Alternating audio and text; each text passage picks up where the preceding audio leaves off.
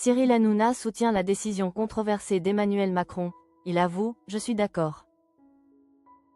Les choix de l'exécutif français suscitent invariablement des réactions contrastées dans le paysage médiatique contemporain.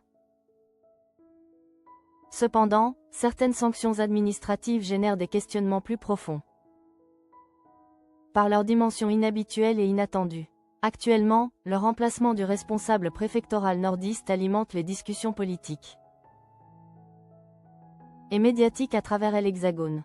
De plus, cette séquence controversée devient le théâtre d'affrontements verbaux entre commentateurs et animateurs sur les antennes. L'émission phare de W9 accueille notamment un débat houleux où les positions divergent radicalement. Hier soir dans TBT9, la chroniqueuse Chana dévoile les circonstances entourant cette sanction administrative pour le moins surprenante. Alors, en tout cas, le préfet du Pas-de-Calais n'est plus préfet du Pas-de-Calais, déclare-t-elle face caméra.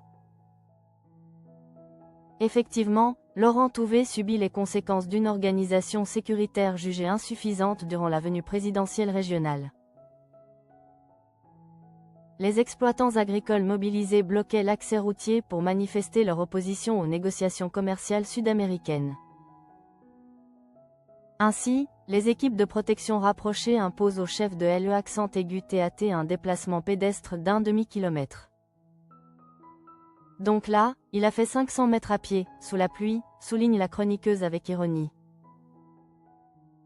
Cette mésaventure climatique provoque manifestement le mécontentement présidentiel et entraîne finalement la révocation du haut fonctionnaire.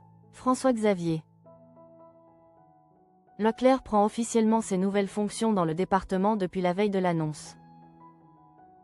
Les intervenants du programme télévisuel expriment des opinions radicalement opposées concernant le bien-fondé de cette mesure administrative. Certains commentateurs estiment la réaction excessive compte tenu de circonstances météorologiques défavorables, mais temporaires.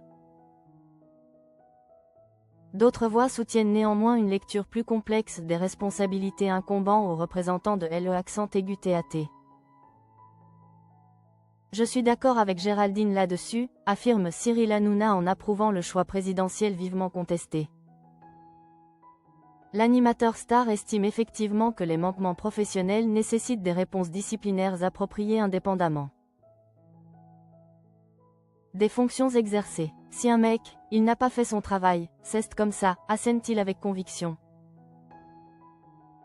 Toutefois, la concomitance de deux rassemblements protestataires soulève légitimement des interrogations sur l'organisation des mesures protectrices. Cette séquence s'inscrit dans un contexte de relations tendues entre Emmanuel Macron et certains observateurs médiatiques critiques. Durant son intervention télévisée sur CNews, Pascal Praud aborde frontalement une question sociétale particulièrement clivante pour l'opinion. Sur le voile des filles, le voilement des fillettes. Et là pareil, il faut des positions autoritaires, déclare-t-il fermement. D'après son analyse, les atermoiements politiques actuels favorisent dangereusement l'émergence de situations qu'il considère comme préoccupantes. Vous verrez qu'On s'achemine vers une non-décision, il n'y aura pas d'interdictions, prédit-il avec une certaine gravité. Cette absence de fermeté législative constituerait selon l'éditorialiste le prélude d'une réapparition du voile dans les établissements scolaires. Et cette non-interdiction nous conduit tout droit, dans les années qui viennent, mais dans pas longtemps, au retour du voile à l'école. Avertit-il. Par ailleurs, Pascal Praud considère que certaines barrières symboliques s'effritent progressivement sous diverses pressions sociétales.